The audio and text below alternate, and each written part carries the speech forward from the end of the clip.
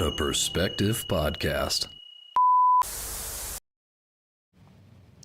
Hello, and welcome to Meta Perspective Podcasts. We're your hosts, Alex. Evan. And the girl. This is the show where we talk about deep and interesting topics and try to get to the heart of the idea through multiple perspectives. But if you are joining us for the first time, please give the channel and the video a like. We do random giveaways, things like that, so it doesn't hurt to stay active. Speaking of staying active, it doesn't hurt to jump in that chat either, because we like you a part of this conversation as much as we are. You know, Meta Perspective Podcast isn't meta without your perspective. So yeah. Well, go ahead. Yeah. Tonight we're going to be talking a little bit of the spiritual aspect. Going to be focusing mostly on atheism and just kind of discussing that. Just a little bit of background. Me and Alex are both, I'd say more Christian than anything else. But we have been through a spiritual journey of being atheists ourselves, maybe finding a bit of meaning in some of the kind of uniform religion, but then just still being open to just the concept in general and the overall, what benefits does it bring you as a spiritual person, and what are you giving up, believing in nothing, I guess would be the best way to say it. Yeah. Anything to that? I mean, yeah, when it comes to atheism especially, I mean, I think a lot of people who are religious, I think most of them kind of find their way to it. And I think that's a side of religion in general, not pointing to any specific religion, but in religion in general, I feel like most people find on their own. You could say somebody's religious and they were in a religious family, but I still argue that it's more likely if you're raised by a pastor, you're going to get away from it. I think most people who have kind of religion pushed in today's day and age on them, if they're going to like a public school, you're going to eventually want to find out on your own. And I think that's an aspect we don't really look at. I think being somebody who was atheist myself for a long time, I think in the atheist world, a lot of people don't acknowledge that most of the people who are religious, who are trying to talk to them, are people who also used to be atheist. It's not just like people just born into religion versus people who are free thinkers, but it's people who are saying I believe there's something here, and I want to tell you because I believe I was where you were. It's like, I don't know you, but if you don't believe in anything, you think nothing happens after you die. If this is what you believe, I think I was similar. I think I understand, and I might have something for you. Yeah. I think most people just look at it as like kind of a culty, like somebody brainwashed or somebody just looking for anything. I think there's a weak kind of, on an atheistic side, I think they have kind of a weak, their view of people who are religious is more of like a weak people. Yeah. Well, I mean, you bring up a good point, and I think that's kind of the start for most people is wherever you're born into, as you start to grow up, you kind of, you form your physical basis of the material world, just your basic childhood experience. But then there is a religious aspect. At some point, you're exposed to this. And if you were born into a Christian family or something like that, you probably went to church. If you weren't, or, any other religion, you went to wherever. But, for the most part, it's something that's passed down generationally. But, being told something and finding it for yourself is a pretty vast difference in how it actually affects your life. Most people, kind of being in a Judeo-Christian value society, most people that are born into Christianity, or I don't even know about most people, but a lot of people find themselves at a point where, as they start to grow up, it's almost like believing in Santa Claus, where it's like, okay, maybe that stuff that I believed about heaven and hell isn't all that real as I believed as a kid. Now that I've kind of grown out of that stage of believing in the Easter Bunny and the Tooth Fairy and all that, now I'm starting to question the existence of God and all this stuff, which is fine from a philosophical angle. You can have that discussion, but one of the things we're going to get in tonight is like, what's the real, rubber hits the road application to believing in something versus believing in nothing. And I think, I think we will make the argument that it's better to believe in something than nothing, because there's more meaning there, there's more direction. Our society is in a lot of ways based on kind of a Judeo-Christian ethic or value system, which goes into our laws and things like that. So obviously people understand that it's important to not murder, not do all these things that religion calls sin, we call laws. But there is something there that's fundamental. Like, people know what's right and wrong based on kind of this cultural definition of, right and wrong based on something. So whether you're atheist or not, you at least, have a fundamental understanding of how you should live. Whether you believe in the afterlife and the whole, the scriptures or whatever, the Bible and all that, whether you believe in that or not, is kind of beside the point. That you've already kind of prescribed to this way, and then to reject it is, at a certain point, it's your choice, but it's also, how does that affect your life? How does that play out? And the ultimate meaning of the trajectory of your life, can that be influenced in a positive way with the religion, or is that a farce, and is that wasting time and wasting energy? It's kind of where atheists find themselves. Yeah, I think a lot of atheists do have kind of a perspective of, if you're religious, you're narrow-minded, you're not open-minded, you're not seeing the full picture, you're brainwashed in a cult, you just want to believe something kind of to escape reality. Which again, I would argue, to me, it's kind of the opposite. I would say, most people, most street preachers or people that you're going to see who are preaching God are going to be people who were atheists at some point, or were doing whatever they wanted to do. And I think you either think you're an exception and that you can live your life however you want, and that you're not going to take that damage.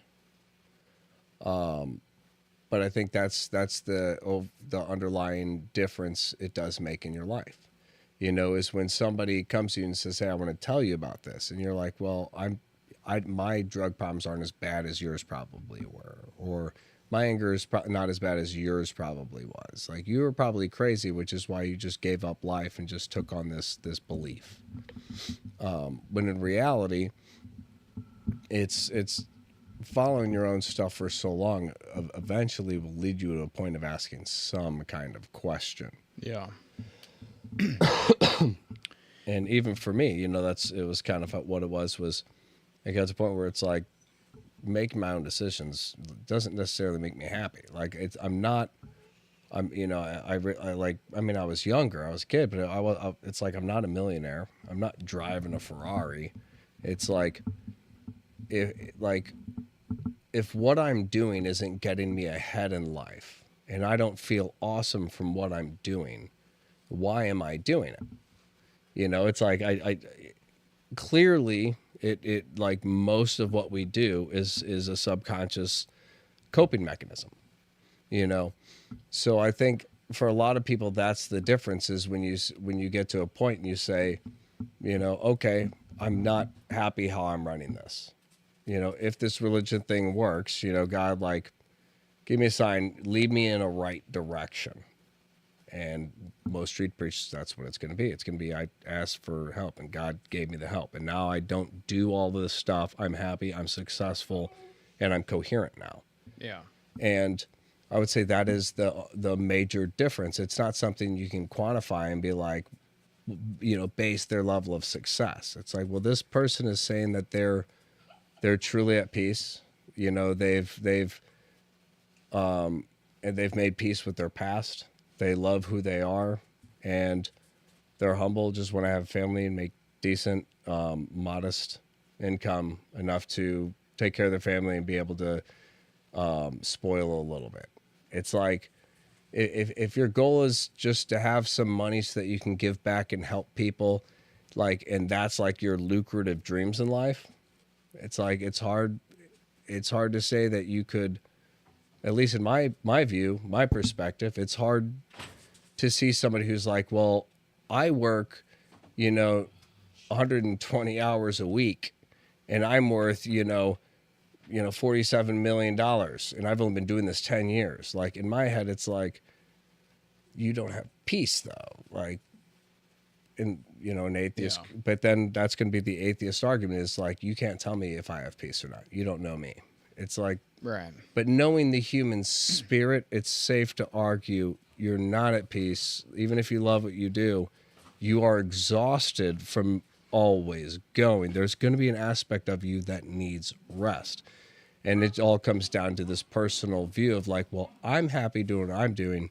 And if you were really happy doing what you were doing, you wouldn't be coming to me trying to tell me how I could be happier. You're projecting you're unhappy. You know, I feel like there is like a defense mechanism in the atheist mindset to say, well, because you don't know me, there's really no argument against my character and who I am. It's all based on my own beliefs, and aspects of that are true and inarguable. And that's kind of that defense of protecting yourself from hearing another perspective or view of your of even your own experience. Yeah. Sometimes when people explain, not even on purpose, but when people explain your life to you, you'll sit there and be like, oh man, like, it's cool trying to keep up this persona, but when somebody says you're cool, so cool because you are this persona, you're like, oh, is this the max of my, like, what am I doing this for? It's like, Yeah.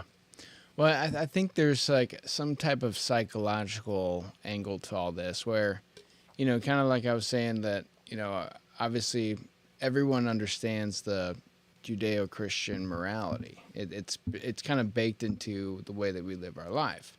So I feel like in a lot of ways, people kind of, they grow out of the religion they were born into. And at some point they're like, oh, well, I clearly understand the difference between right and wrong because, at one side, if I do something wrong or evil or whatever, I go to jail or something. We have laws against that. So that's clearly defined. That's easy to reconcile. But then, like the benefits of kind of living in a pious way or whatever aren't totally realized. And at some point you kind of, I feel like people kind of understand, because that ethic is baked in, they're like, I don't really need religion. There's not much I can get from it because I understand the difference between right and wrong. And I'm going to take my life and try to get the most out of it by doing what I want to do. So they kind of justify, the you don't need religion because you fundamentally understand it from a societal perspective.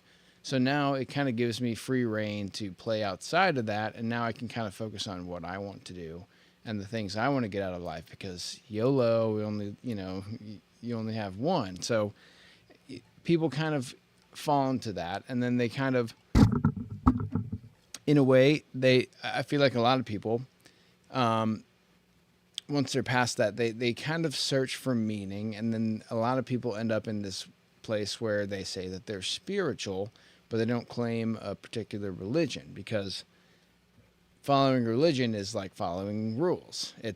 There are consequences. There are psychological consequences to knowing that what you're doing is wrong. And you don't want somebody else externally telling you that you're not being moral for doing this, that, and the other. And subconsciously, that is the reason. Yeah. You know, that was part of my journey. Was I was hardcore atheist. Yeah. And then I kind of transitioned into spiritual. Yeah. And I didn't claim a God. I just started to understand that there was something. Yeah. And I didn't even feel comfortable calling it God. But the way I saw it was belief in a higher power. There is a central source, kind of this energy. I looked at it more like a computer, like I'm in a reality, and there's a way this reality works. Now, of course, my atheistic brain and my spiritual brain was leaving out the creator. It's like I just think it's more like a computer, and I'm starting to understand the framework of it. It's like, who made the computer? Yeah. My brain wasn't there yet. And that is kind of subconsciously what was stopping me from asking those questions. Subconsciously was that accountability. Right. It was, I'm in this reality, and if I'm starting to figure out how it works, I want to be able to use it the way I want to use it to benefit me. You know, if I want to be a millionaire, there has to be shortcuts that aren't bad. And I mean, I'm not a millionaire now because of that, because, you know, you spend so much time, even spiritually, looking into this stuff, and you start to realize, like, there are none. You know, it's like, I'm spiritual. I don't believe in anything necessarily, but I do believe in a positive and a negative. But it's like, if I want to make a book, for example, and I know exactly how to write it, then this little thought comes in, this little voice. And that was the beginning, leading me more to the religious side, is this little voice would come in and correct me. Yeah. And be like, there's rules. And it would say, why do you want to make the book? And I already knew the answer. It's like, because I know the answers people want. Well, then why do you feel bad when I ask the question? Because I know I don't fully understand it either, and I'm just taking advantage of ignorance.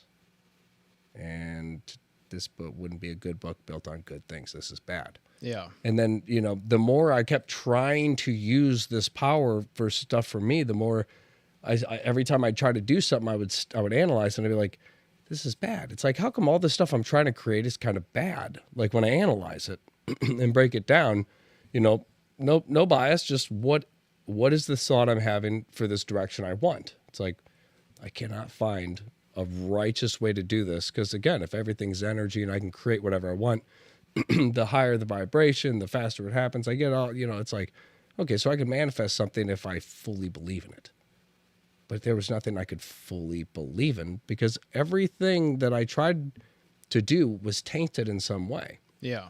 And for me personally, that's what led me out of the spiritual into the religious, was going, there are rules for how I can use this. In other words, no matter how I want to view reality, if I accept reality as it is, there are repercussions for my actions, and there are positive and negative actions. So I have to learn to understand, if I want to be a millionaire, what is the proper way to do this? Right. And then as I get into religion, it's like, oh, maybe I should reanalyze me wanting to be a millionaire and start actually seeing, what am I supposed to do with this brain and this life I've been given? Right. And that's kind of what I think that's the trap that people fall into. Kind of how we were saying is, like, you start out born into a religion, you have the Santa Claus phase where you believe in it, and then you kind of fall out of it. You know, you have science and all these influences that's saying that maybe it's just all make believe. You don't fully understand it. Then you kind of, maybe you search for meaning, you find yourself in a spiritual mindset, but not necessarily tied to any religion. That's kind of stuff that we experimented back in the day with, like, law of attraction, manifestation, stuff like that. Like, understanding that there is something to this world where, you know, it's almost the existence of a higher power. You realize that the system that we are living in has kind of these fundamental things where you start to notice patterns. You're like, hey, when I think this way, I'm seeing the results, and I'm analyzing this in real time, And okay, so I have some power here. I have some sway outside of just strictly, the physical reality. So now, you kind of open your eyes to the idea, but then the pitfall, the trap here is that, like just how you're saying, oh, I want to be a millionaire. I want success. I want all these things. Me, I want. And that is, kind of, you get stuck in that because if you follow your life in doing what you want to do without the accountability and trying to achieve these kind of superficial goals of what you believe success is, you can look at anyone who's like really successful, like these actors and stuff like that. Everybody knows them, but their life is kind of shallow and it's actually hard to define happiness because it's not the fulfilling life that you had envisioned is all the money and all the stuff. That's a shallow existence. The happiest people are the ones that, have families and have relationships that are strong and people that love them and that have positive outlook on life, not grind. I have to work super hard so I can be successful, some future outcome. And then all that starts to kind of crumble. Once you start trying to apply this manifestation to things that are shallow, you realize that it doesn't work. And you don't, the universe doesn't work that way because deep down on a fundamental level, you kind of know that is not what brings you happiness. That's not what you actually want. You want to be acknowledged. You want people to love you and you want to feel like you exist. But it doesn't mean that you have to have the Ferrari and the millions of dollars. So that is an empty goal that you're chasing and you'll never achieve it because you're always kind of falling short of the vision. And that's kind of, we probably went through that for a little bit. And then, at least personally, I feel like I believed in a higher power. I started to realize that it existed and I started to work within that framework and it kind of restructured what I wanted. And then now I'm kind of able to use the power. I mean, obviously I still have growth to go, but it's substituting these superficial, what I deem successful and what I want versus kind of the long-term, the sustainable happiness, what God wants for us, what is written in the Bible, whether you believe it or not, like there are lessons there that apply to this mentality. And if you're never going to see somebody in pain, right, walk up and have this weird compulsion to help them, see their honest gratitude, and then wish you didn't do it. And there's something inherent about when I do help others, it makes me feel better than I've ever felt. That was one thing that it took me a really long time to figure out is the gratitude side, because I would always be working towards something.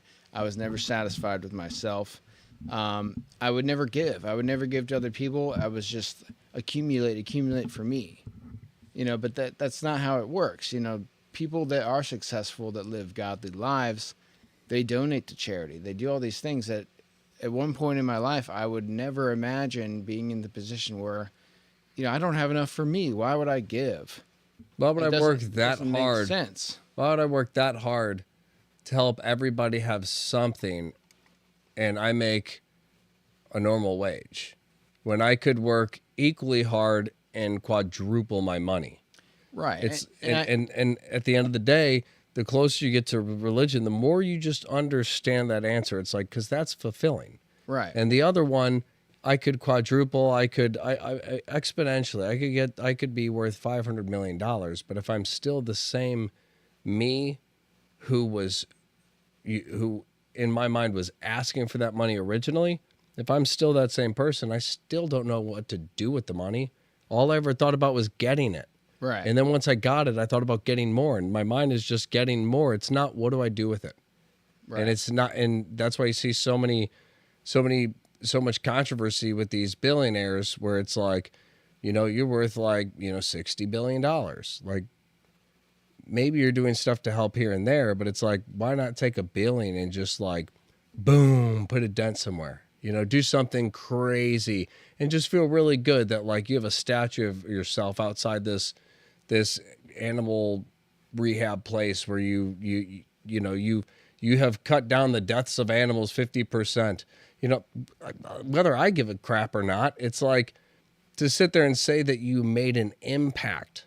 Like, I didn't just work hard for this money, but I took that money and I did something with it that I probably couldn't have done no matter how hard I worked in a lifetime. Yeah. I was able to take $1 billion of that and do something and make a change. Like, for example, you see a group of people somewhere and they're all saying, hey, this is unfair. This is going on here.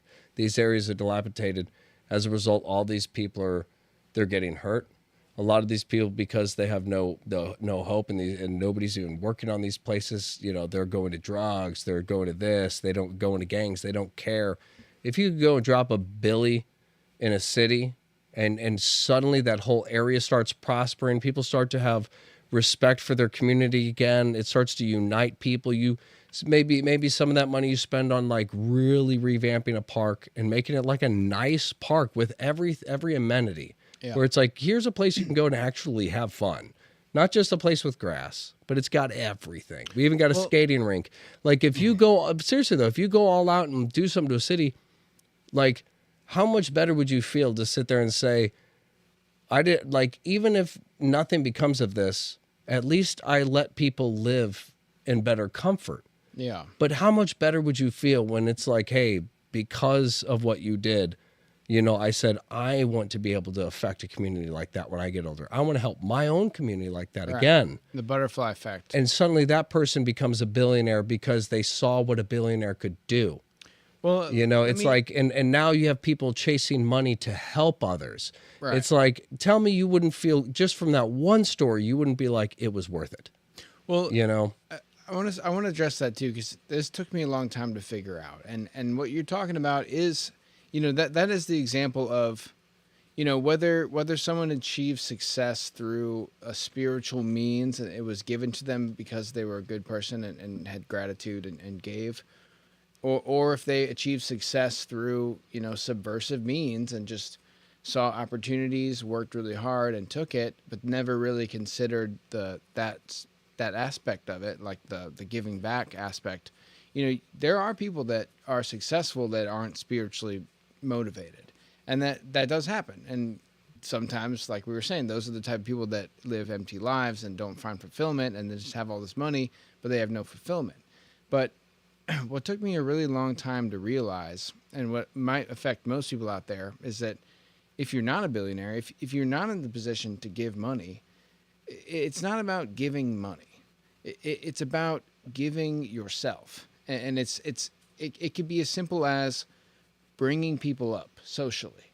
You know, you could be in a situation where you could make someone feel better, or you could boost them up without just sacrificing your own ego. You giving them social value is worth more sometimes than money, because that is a currency that is you can't purchase that. You can't tell someone to give it to you, because that's just an empty display. And you can't teach it without example. So for people out there that want to start living this way, want to live a successful life in the spiritual aspect, but don't have $1 billion to donate or anything like that, you can do these things. You can give back to your own relationships, your own situations in life without actually paying any money. You know, it's not even by acknowledging what you do wrong and stop. You were talking about the butterfly effect. Stopping the negative stuff you put out, because that stuff, even if you don't care how it goes out, how it ripples and what it affects, you should still acknowledge that certain aspects of some of what you do will come back. Yeah. And if you want to be happy and you don't want negativity cycling in through your life, start to filter how you communicate and how you think and control your impulses. One story I really liked, whether it's true or not, there was a story somebody had about, they had a dream, and in that dream they went to heaven. Or maybe this was a near-death experience. I don't remember. The point is, they went to heaven, and they were in line of judgment. And there was an influencer in front of them in line, or just a person who was online. And they said, and God told them, like, you know, one of the main reasons, like there's no conversation here is because of this post you made on Facebook. And the person argued, they were like, I don't even believe it. Like, it was just one stupid post. It was dumb. And God said, I'm not judging you for what you said. I'm judging you for all the people who believed it. And I loved that because you could tell one lie that could lead everybody astray. There's a fire going on, and people start to panic and run for the exit. And you're standing there like, calm down. It's just a test. We're just testing alarms. Everybody's fine. Just go back to what you were doing. Just ignore it. Next thing you know, the flames engulf and the whole place comes down. That one lie killed all of those people. Why? Because they believed it. Because I had a place of authority. I knew people would believe me, and I told them something. Whether I was aware of it or not, I told them something that deep down I understood was a lie. Whether it was, I'm mad about this side, I don't know if this stuff's true or not, but I'm just going to spread it because I want you guys as angry as me about this. At the end of the day, it's like, well, God, I didn't even know if it was true. It's like, yes, but you had the platform to where when you said it, everybody else believed it was true. Yeah. And it led everybody away from me, led everybody away from the truth. You led people into pain. And I always like that story because it makes you really realize, like, your accountability, like your power over people when it comes to just a conversation. Yeah. Being aware of what it is you're saying. It's like, are you saying stuff because you're sad and you want attention? Are you saying stuff because you're insecure and you want the recognition? Like, you need validation? Like, for whatever reason you're saying something. Is it because you care about the other person? You were listening to them and you want to give something insightful back? Or is it just reacting from trauma and the things you're missing? Because if you're reacting from trauma and things you're missing, the stuff you're saying is just fishing for the answers you want to hear. Yeah. Versus when you clean yourself out, when you talk to people, it's going to be more meaningful because you have taught yourself, I don't care about people, but I understand the Bible says that, like, these are my brothers and sisters. I've been so led so far away. I don't really have a connection to my brothers and sisters anymore, but I do understand somewhere in me, family is important. And us all being human, there's an aspect of that's important.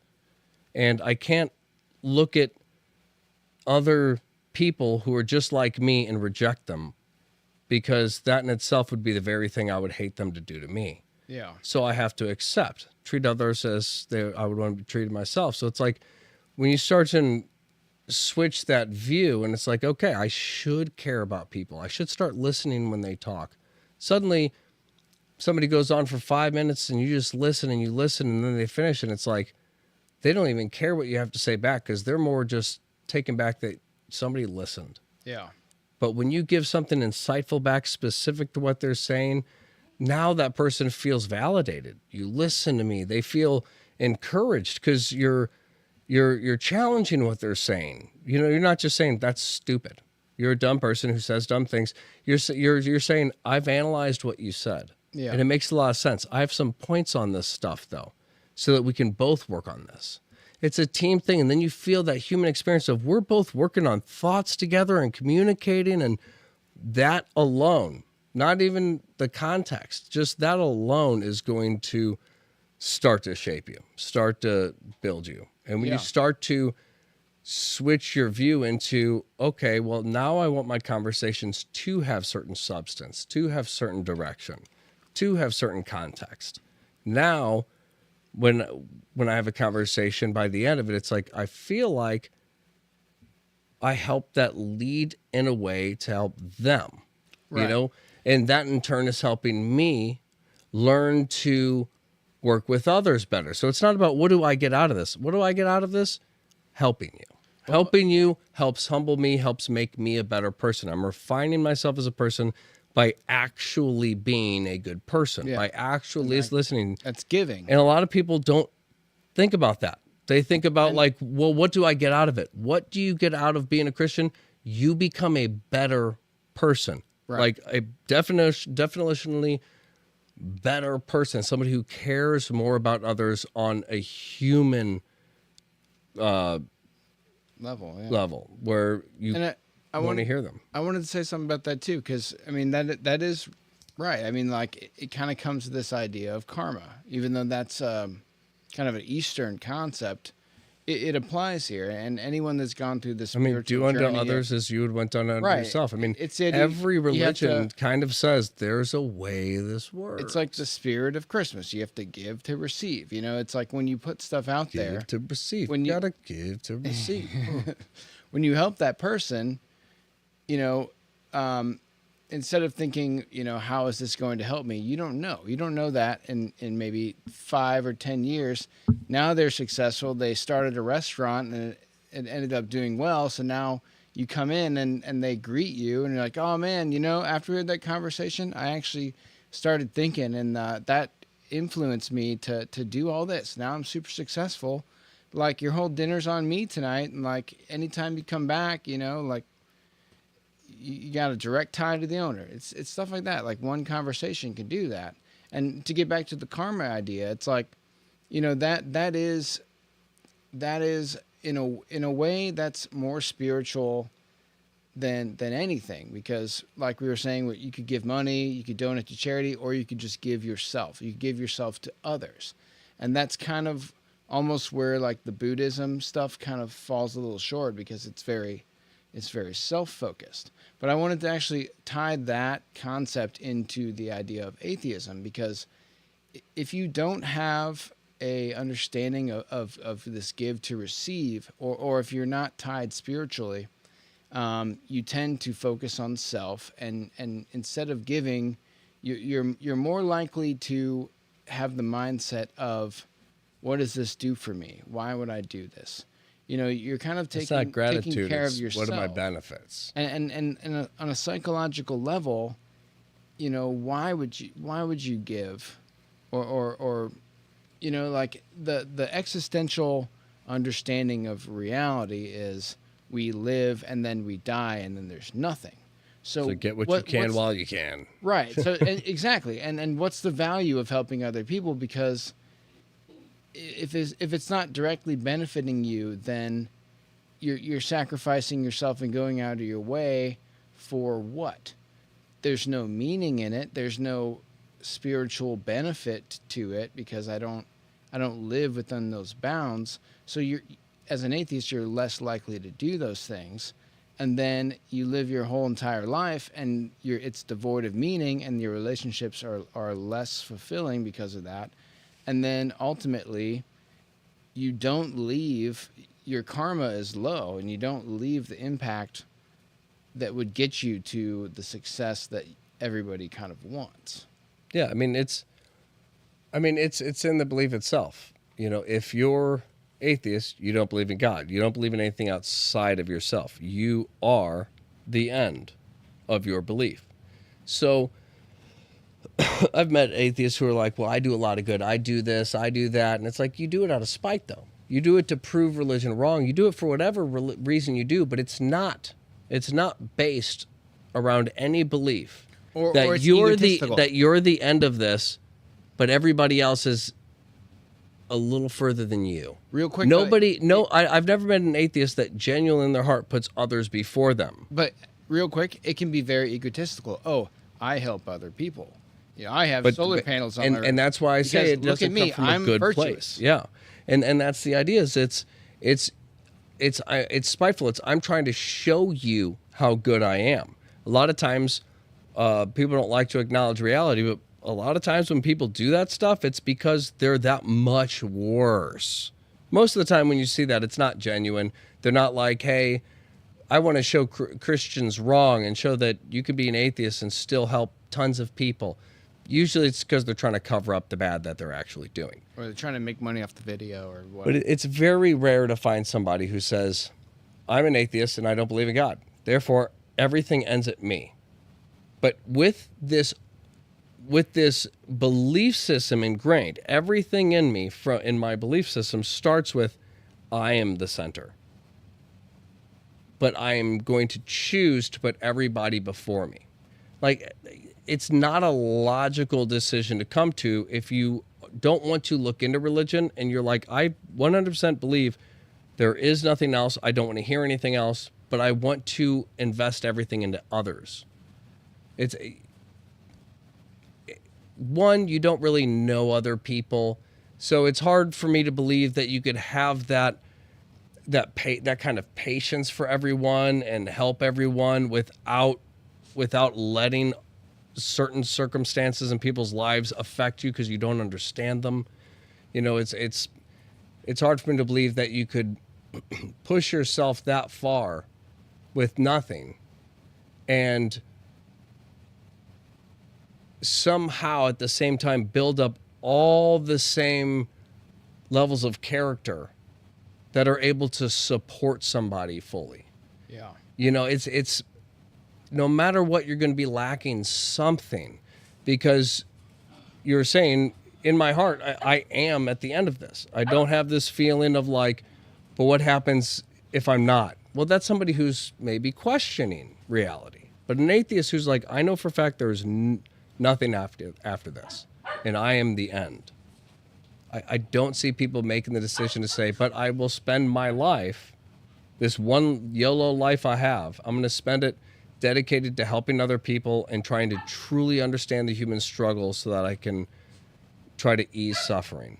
Like, I do not see somebody truly doing this. And I only said that to preface that, like, when you see the atheists who are like, you can be just as good of a person without any type of religion. I don't see many atheists coming to the conclusion of other people are equally important to me as I am to me. Yeah. And I understand what help is. I see a lot of atheists who are like, I'm going to pander to this person who, you know, has a self-identity crisis. And I'm going to, and it's all, and, you know, my view of caring for people is just, you know, if that person doesn't feel like anybody loves them because of their identity crisis, I'm going to be the person who loves them for that. It's like, yeah, but why? So you can feel important? The reality is feel maybe, virtuous. Maybe this identity crisis is part of something deeper. And maybe their unhappiness stems from something deeper, and the identity crisis is a result of it. So maybe don't pander to like the result of their trauma. Maybe try to help them get to the source of it. Right. Well, like, how am I supposed to know the source of it?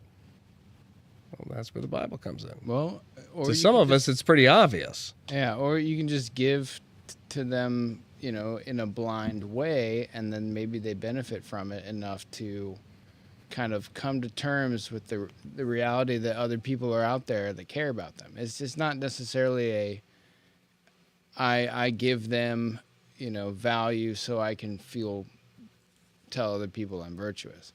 And I think, you know, this made me think of, you know, kind of the evolution of, because it's very hard to be a sustained atheist your whole life. People search for meaning, especially later in life. So I think what happens a lot of times is you have kind of how we were saying, there are people born into religion, they reject it, they feel like the rules, you know, like this rebellious teenager phase where no one can tell me what to do. I'm atheist, I don't believe in all that. But then you find a lot of atheists, you know, they become spiritual. And a lot of these spiritual people, especially in the West, claim to be Buddhist. And I see that as a small step above atheism, where you're still selfish. You're still just taking care of your own pain. You're not really helping. It's all about other how do people. I find Zen and peace within myself while rejecting the rest of the world.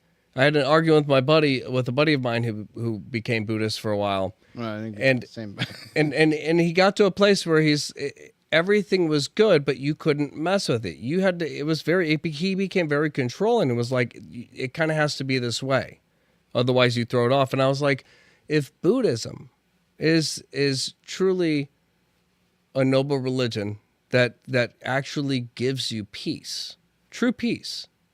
I was like, how come you don't have it unless you're alone? Yeah. Or I was or like, what do you do with that? if I'm piece? around you and I'm a wild card, why do you lose your peace? Why do you lose your composure? How come self-control and all of your training in Buddhist teachings goes out the window when I come into the house? How come you cannot still practice what you believe if somebody else is there who doesn't share that same belief? It's like the video I showed you earlier. The dude's a Christian. The guy is screaming in his face, yelling at him, calling him names, making fun of him, mocking him. And the guy was very consistent in his communication, very monotone in the sense that he didn't escalate or go on. He was consistent, I should say. And you could see it working where it's like, I have peace and I'm talking about peace and you're going to come up and scream at me and I'm going to keep talking to you in the same tone I've been talking to everybody else before you even walked up. Like, to me, whether you believe it or not, that is practice what you preach. Yeah. No pun intended. The guy is being screamed at. He has a curveball came out of the crowd out of nowhere and was like, I'm walking right up to you. I'm going to get in your face. I'm going to start screaming at you.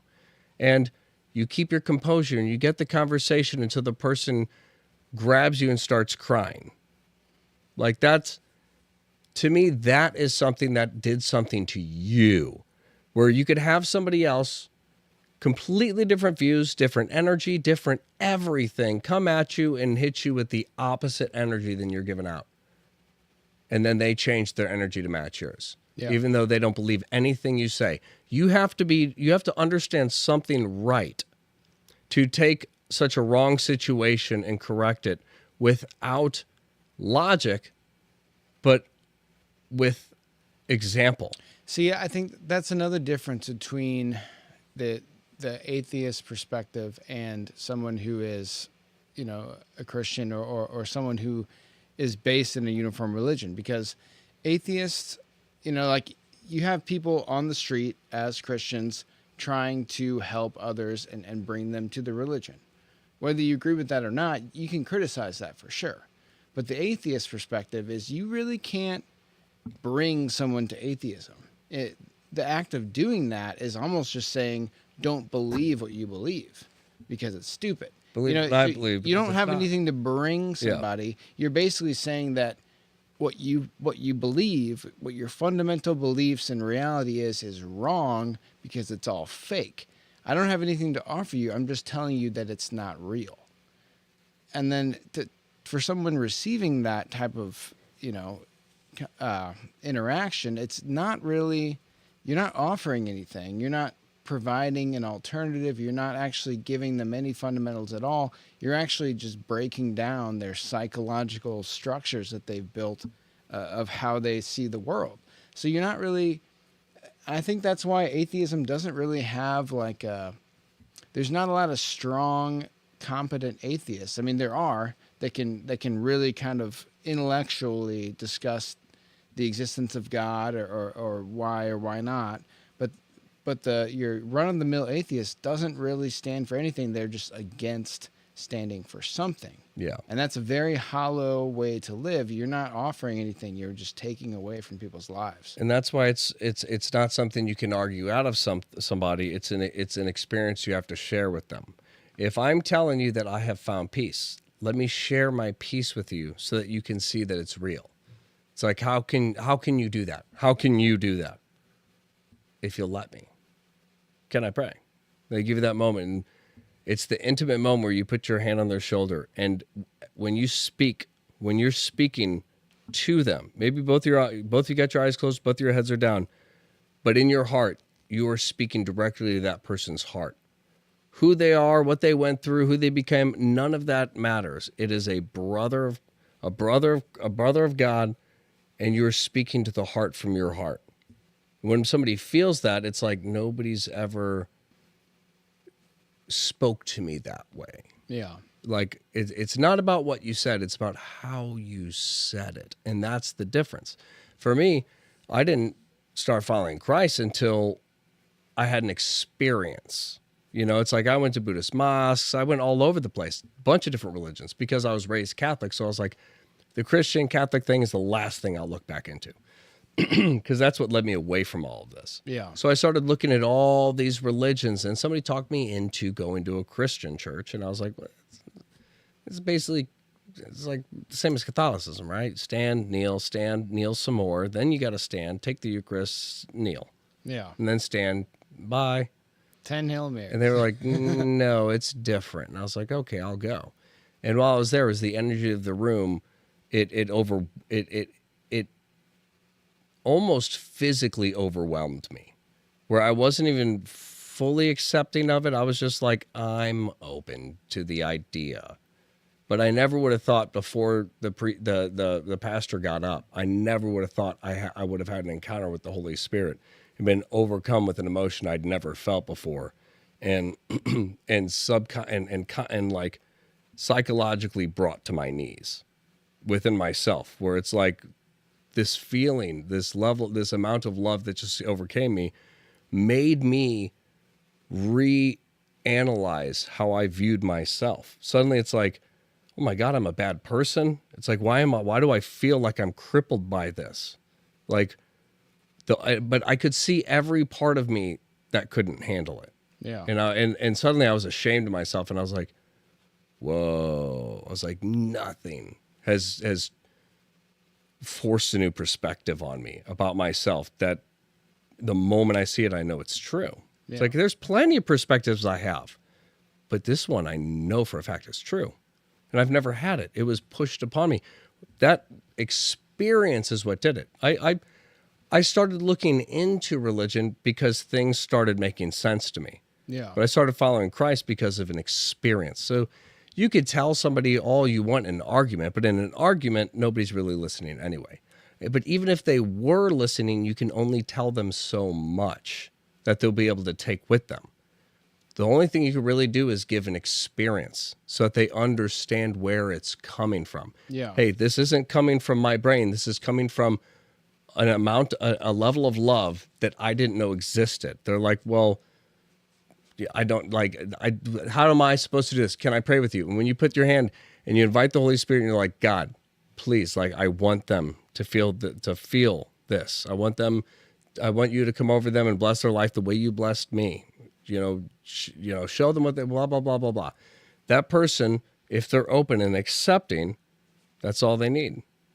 At some point, if not in that moment, at some point you'll have an experience that'll say, that wasn't me, but it exposed me. Yeah. And I think that's the key word there too, is experience. And I think that, for belief or religion to have real meaning in your life, you have to have the experience. You have to find it for yourself.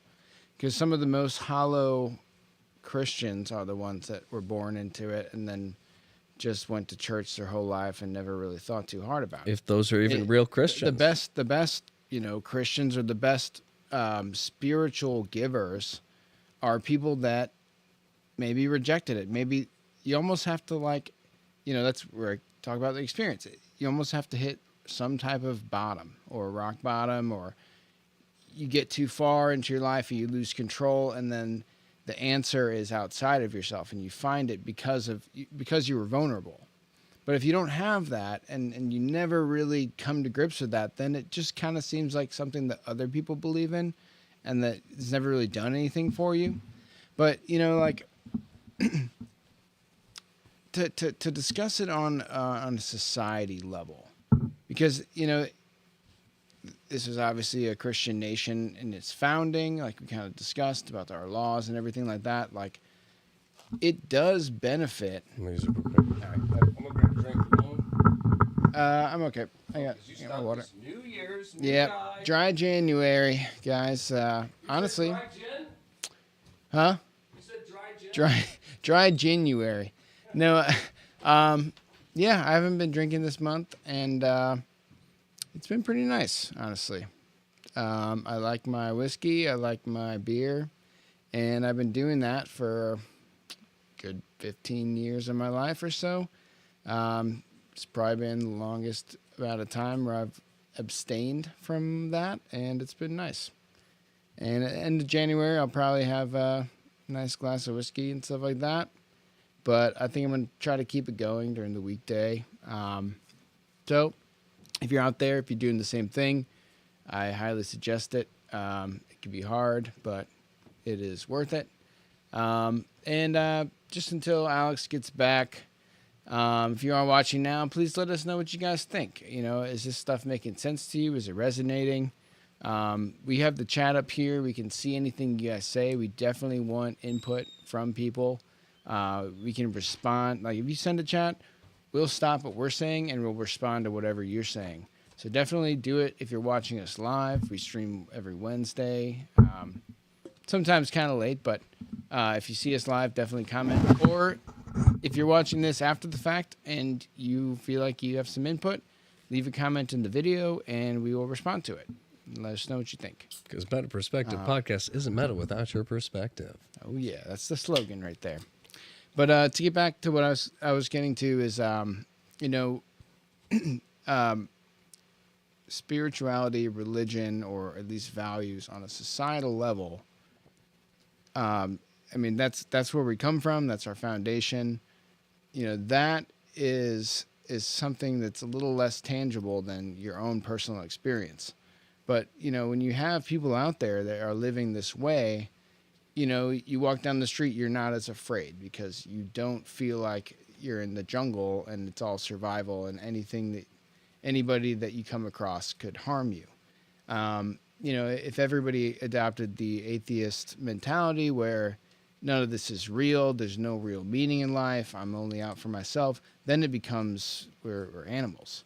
And society starts to become a lot scarier. And you don't have people giving. You don't have people helping each other. It's one thing to help people that you know. It's another thing to go further and help someone you don't know. And I think that's kind of, we're kind of losing that, like you were saying. And I wanted to touch on that. You said something earlier. I meant to get back to you. I just remembered when you were saying the aspect of when we were talking about becoming a millionaire, making all this money, but for what? When it comes to spiritual aspects, like what are you really getting? What are you giving? Sometimes it's better to be modest, And I want to say it's like the aspect of giving yourself, like you said, and having something to offer. My dad growing up wasn't the most religious guy, yet he was a carpenter. He was really good with cars. And he had pretty decent knowledge with like plumbing and electrical, and everything in between. So anytime somebody needed help, work on their house, whether it's building an add-on, painting, you name it, anything, he could do. Pouring concrete, anything. Yeah. So he helped a lot of people with that. And I noticed growing up, I always had this thought of like, he must be exhausted. Like everybody is always calling him. It's always him. It's always like Mark's the only guy who knows how to do any of this. And it became a thing where I started to like, especially growing up and becoming more and more atheist as I was getting older, I looked at it as just like, I almost don't ever want that life. It's like, I get it. My dad was good at stuff and now everybody uses him, But as I got older, especially becoming Christian, it all changed. That view changed drastically. And I was like, no, that's love. I was like, these people, they value my dad. And they're like, nobody likes to ask for things. But there was trading, it's like we have like a family lawyer. If if I was acting up or something, it's like my dad would help do some work for him. In exchange, he would do some legal work for us. Yeah. And honestly, I didn't realize how blessed I was that my dad had the skills he had and was able to do that kind of stuff. But it was everything. If my parents needed something, somebody would be like, I got that. Yeah. Could you do this? My dad's like, boom, no problem. And it's not an equal exchange. It is. But like, it made me, suddenly I started to realize like my dad's really smart. He's helping people and doing things for them. And like growing up, it's like he should be getting so much more for what he does. Until I realized for supplies and time, like he's getting a really good deal, and so are they. This is a mutually beneficial system. Yeah. Where my dad probably saves half his income because most of the stuff's bartered and traded for. Yeah. And all of these people he's doing this with, it's not just like a video game where you're just buying and selling and bartering. It's lifelong friends. It's people who rely on you.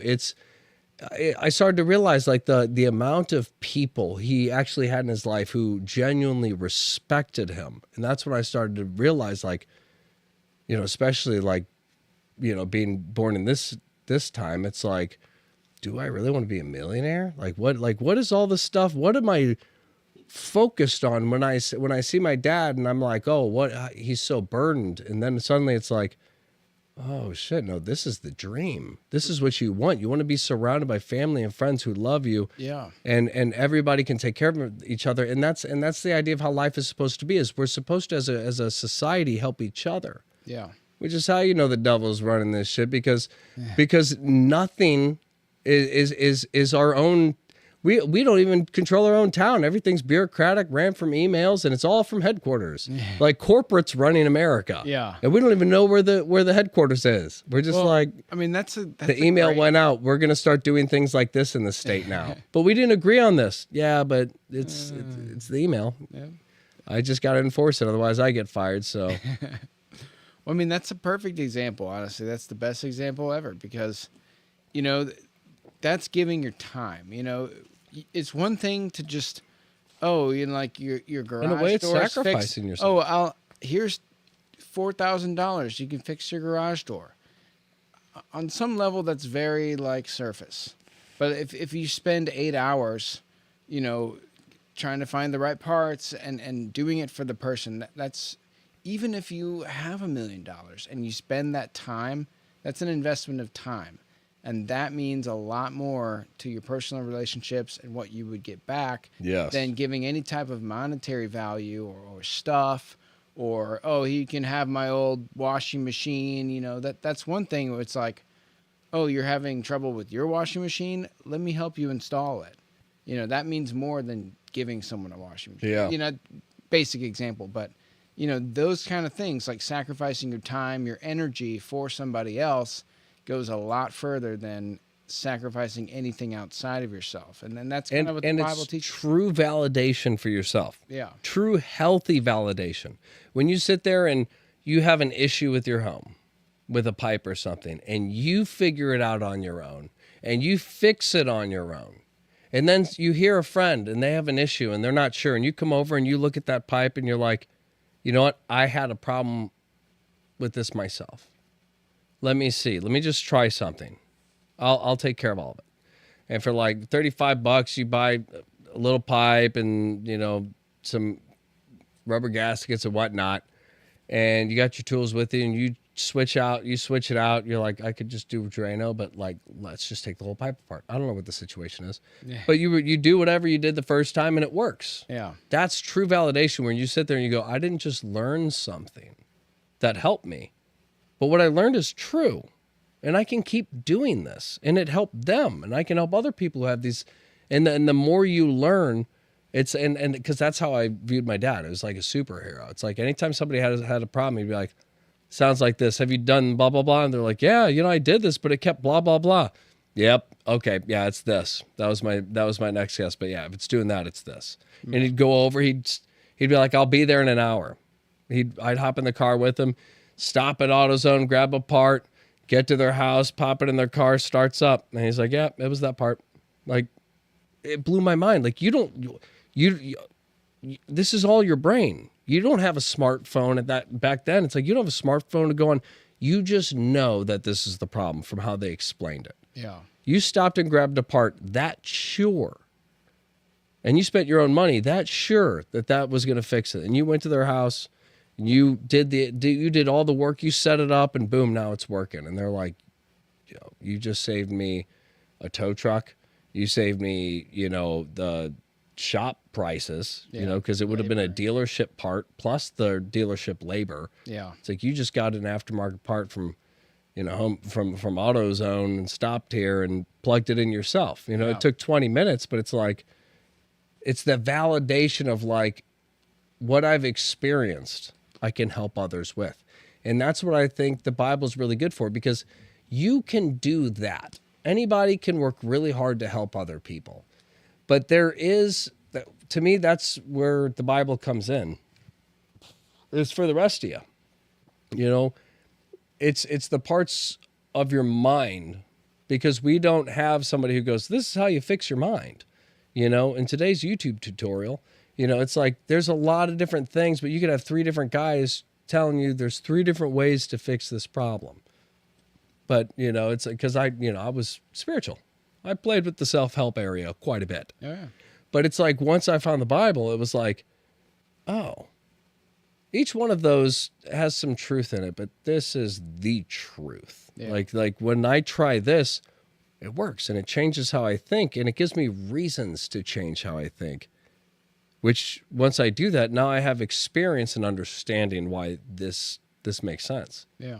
So now you repent, you deal with all your stuff. Everything's washed out, made anew. All of a sudden your past is something you understand, and you can help other people going through the same thing. Now you start to see other people going through it. It's the same thing. I don't know how to fix this part of me. It's been leaking for a while. I'm starting to run slow. I don't know how much longer I'm going to make it. You're like, here, let me take a look at it. Yeah. And then you're able to do something to help do work in them that they didn't even know was possible. And it's the same kind of idea where it's like the time you took to deal with this, the love you put into it, the attention, it's like that was an intimate moment where you like really helped me with issues, when part of the thing that was fueling the decline of my issues was this belief that nobody cared that I'm going through it. And here you are dedicating your time. It's the same idea. It's like we're friends, but like I'm starting to feel bad. You've been working on my car for 2 hours and you bought the part. Like, I got to do something. We're friends, man. Don't worry about it. How about this? Anytime you come into my restaurant, food's free. Yeah. Boom, boom, boom. And that's the idea. You help somebody like that, and it's like, I can't give you money for helping me with my internal issues. I'm honestly surprised you stopped and listened to me talk about them, let alone gave me advice back to help. It's like that right there it's priceless. It's something where I'm not just sticking something in, flipping the keys and going, yep, I knew this would work. It's like Ooh, we got a chat here from Kefi. What do you guys think of what William James called mystical experience? William James, do you know that? William James. I'm not familiar. I like the idea of mystical experience. Is that kind of a quasi spiritual way to explain the existence of a higher power? I feel like mystical experience is like a term. I kind of felt that too. Without knowing it, I kind of got the feeling of like coincidency. Yeah, like tied to a source kind of thing. Of course, I also feel like that could go a lot of different ways.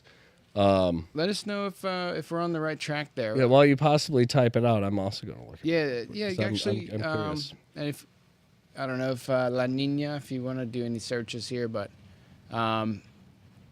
yeah, I would love to give perspective on that. I don't know exactly the context, but thank you for offering a perspective there. Okay, this is the here we go. Yeah, so I got it right here too. The Varieties of Religious Experience, a Study in Human Nature, is a book by Harvard University psychologist and philosopher William James. It compromises edited Gifford lectures on natural theology, which were delivered at the University. Let me figure out what that one thing means, though. The feeling, acts, and experiences of individual men in their solitude, so far as they apprehend themselves to stand in relation to whatever they may consider the divine. So we got a follow-up chat here. Well, there's studies at Johns Hopkins that show that a single high dose of psychedelic mimic what mystics throughout the ages have experienced naturally via meditation or contemplation. You know, there's a lot of interesting research about that, and you know, you've heard of like ergot and just, you know, mushrooms that grow naturally. People having religious experiences and equating it to that. Studies led by Dr. Ronald Griffiths. You guys had a discussion in the spiritual concept of atheism. I thought this might be an interesting question to ask for the occasion. Of course. Studies led by Dr. Ronald Griffiths. Is that I guess that's a different, similar topic but different study. Honestly, there's a lot of interesting stuff. I mean, that I think that comes back to me, or brings it all back for me, is that, you know, it doesn't matter what religion you practice or what time period you find yourself in. Humans have always found a way to make sense of the existence of a higher power or higher meaning. And, you know, the idea of being atheism is it's devoid of meaning. If you're not searching for meaning in some type of higher power or existence, whether you take psychedelics or whether you believe in a religion, or if you just reject it entirely, you know, there's a different mindset there where if you're searching for something, it doesn't matter where you find it, you're going to find something that's going to benefit you. So I do want to acknowledge, so I don't know if this is fully on point, but without actually understanding the research myself, but I would say it's kind of like the idea of, like I said, like we all exist kind of within a computer. The internet lets us all connect to each other. Simulation. But there is also a creator of the computer itself, which even allows us to use that internet. So the way I see a lot of like psychedelics and stuff is it can possibly light up certain like neural pathways and such that let you connect more of your mind together at once than maybe you normally could. And you could even argue that's partially because of the food and all the stuff we eat and what we take in, that we're not as grounded. And then at one point, maybe people were naturally more like that. But all that aside, if it is just the drug that's ever gotten humans to that point, I would argue that the experience you have on psychedelics allows you to kind of see into the framework of the computer. So everybody has this kind of mystical experience where it's like, oh my God, I'm looking into like these dimensions and this and that. I'm on DMT. I'm talking to this. I'm in all these. I'm outside of the third dimension. And my whole thing is, yeah, but somebody still made it all, which means there's a direction to how it was made. So if this is a world where I could just do whatever I want and there's no boundaries and no guidelines, there's no right or wrong to how to do it, like the atheist mindset, to me that's kind of the spiritual idea that's kind of grouped into the whole atheist mindset, the spiritual and atheist, where it's you're an atheist and you lived in this world and you don't believe in God. Take mushrooms, now you're spiritual. You've seen into the mystical. You understand that things are crazier than they are. But my argument when it comes to like the Bible, for example, is that that's not the end of the journey. It's not once you stick your head into the computer and you're like, wait, I see the chips. I see how it all works. It's like, yes, but why? Well, and it's that why that I feel like changes the argument, especially when tripping from like just experiencing to understanding the point of the experience, where the direction goes, what is it revealing to me? Well, I think and why is it Kathy revealing? might be taking a different angle here, and I actually like where this is going, is the whole idea of taking brain altering drugs and things like that can lead to experiences of ego death. And I think So let's see, these professionals do consciousness in accordance with the. Let me just catch up on this here. It's kind of like the Bill Hicks joke that he did in the news anchor talking. Yeah. So I think you're definitely onto something there. I think the idea of ego death is separating from your self identity, and that makes you look outside of yourself spiritually, and that's a great tool to take the next spiritual step. Because, I agree with what you're saying about seeing the framework, but if you're able to kind of relinquish yourself and your own judgments and views of, am I successful? What's the state of my life? I'm this person with this name and I am this way. But if you get rid of all that, then you're kind of working with a fluid state of consciousness where now looking outside yourself for a higher power makes more sense. Now you feel connected and plugged in. And whichever direction you aim that, you have to be careful you don't, go into a world of drugs or whatever. But that can help people find religion more. Yeah, and I want to emphasize that I think hallucinogens and stuff, any psychedelics, I think any trippy drugs from DMT to, I mean, even on some accounts weed. I think all of these things can push us into this other area of our mind, and more often than not, I think it leads to people actually asking the right questions. Yeah. I think it is a catalyst for, especially if you've been so stuck in this world and your mind is just framed in this world, when you force yourself out of it with psychedelics, it reopens the conversation in your mind for, okay, how does this work? I thought I knew, so I never asked the question because I didn't know what question to ask. This is what I know. What question is there? You get pushed out of it and you're like, okay, I don't know. And then once you start asking questions, you reframe everything that you've been doing because it now looks all wrong. Yeah, in context. But I do think there are, I think almost always it ends in somebody asking the right questions. Yeah. But I think the first step usually is, at least for me, the first step was like, oh, there's patterns to how everything works. Like I can use this. Yeah. But even then, it inevitably ended with me finding God, because you can only ask so many questions and get answers before you're like, whether I like the answers I'm getting or not, like they're right. So I have to go in the direction of what seems to be true. Yeah. Versus what I've believed to be true, because I can't even back up why or how I believe this. So it's like, if I can't back up my beliefs, I have to change into what I know is what I should believe, which a lot of people don't see unless you do that stuff. And Kafi, I'm just going to call you Kafi. We appreciate the input. Unfortunately, this is it's getting a little late for me. I probably have to.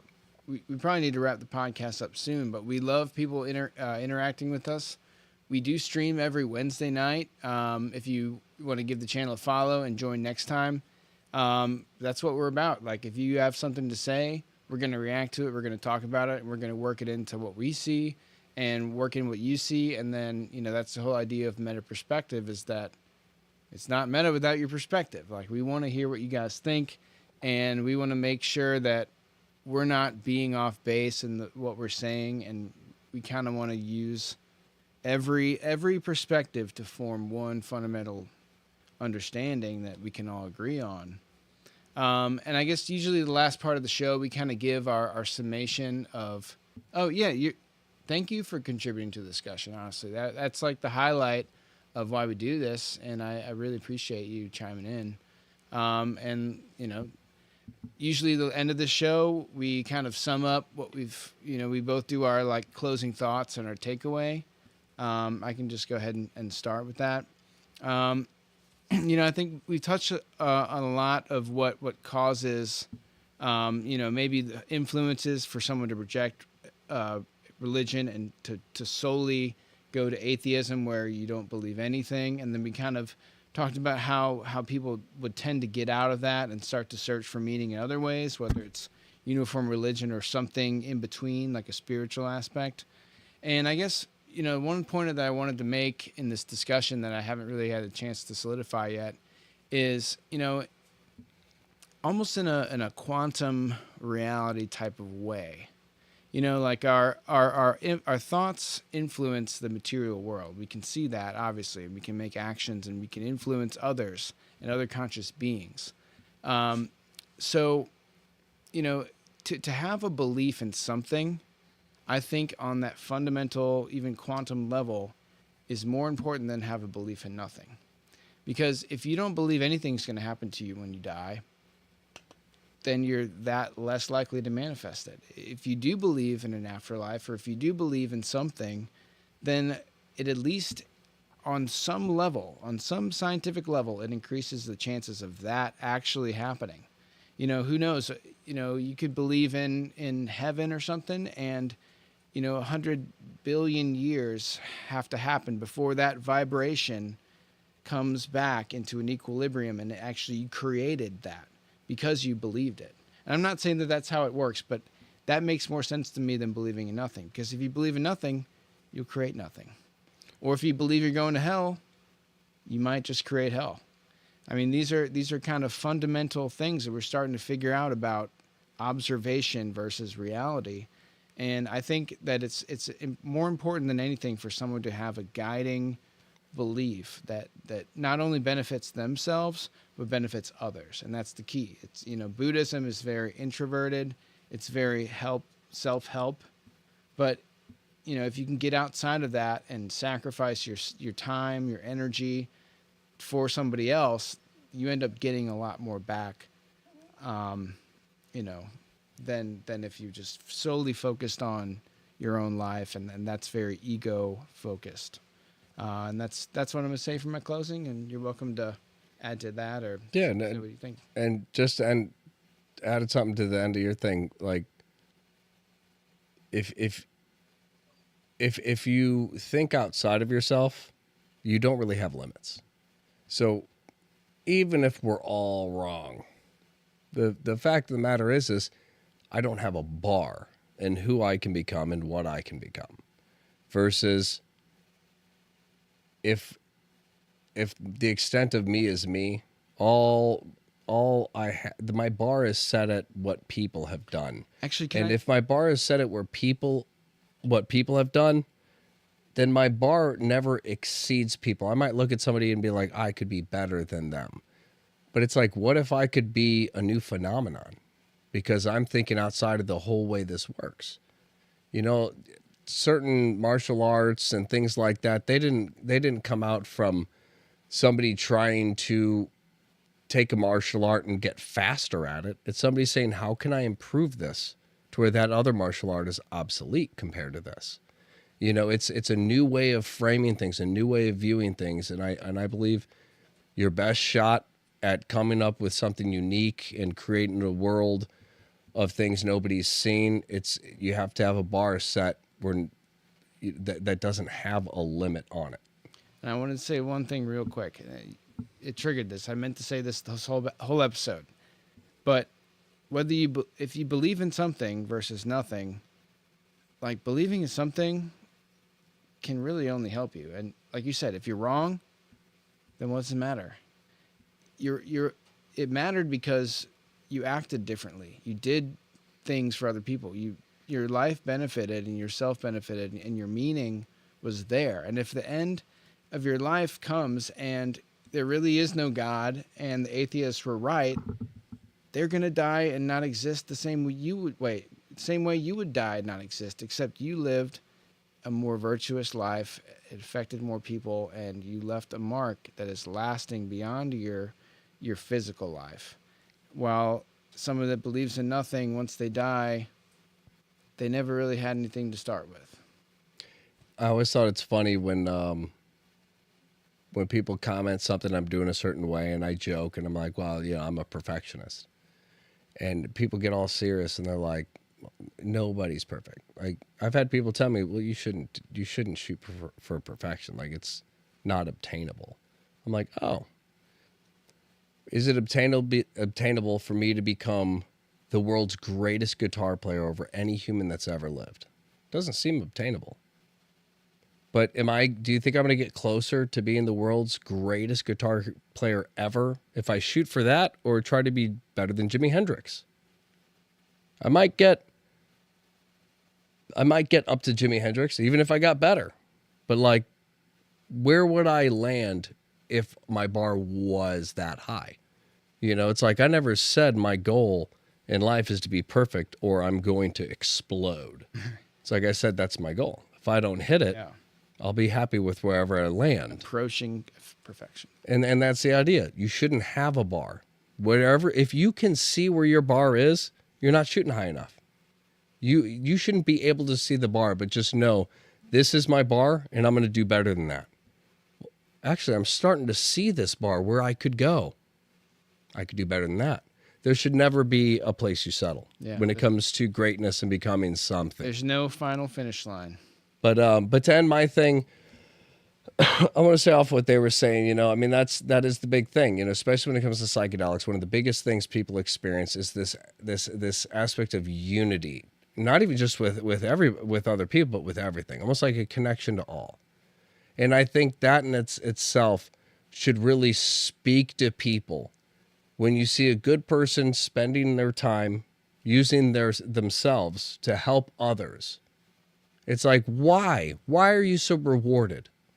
Why do you feel so rewarded when you spend all of your time after work, 3 hours helping a friend work on their car? It's their problem. Why do you feel so fulfilled that you helped them? Because we're all connected. Hell yeah, man. Because it's a true thing, baby. We're all connected. We're all in this together. We're all Meta Perspective Podcast. Hell yeah. And thank you, KF, for joining the conversation. Definitely give the channel a follow. And we love you. Appreciate you. Join us next Wednesday. And you guys have a safe and wonderful week. Until then, Meta Perspective out.